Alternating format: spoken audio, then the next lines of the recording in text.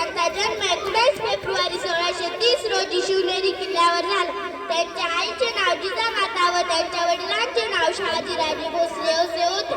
त्यांना माता जिजाऊंकडून उत्तम संस्कार व पिता शहाजीराजांकडून शौर्याचा वारसा मिळाला. छत्रपती शिवाजी महाराजांनी वयाच्या 15व्या वर्षी रायरेश्वराच्या मंदिरात स्वराज्य स्थापनेची प्रतिज्ञा केली. अखेर 3 एप्रिल 1680 रोजी छत्रपती शिवाजी महाराजांनी अखेरचा श्वास घेतला. अशा या राजाला माझा कोटी कोटी प्रणाम, माझा कोटी कोटी प्रणाम.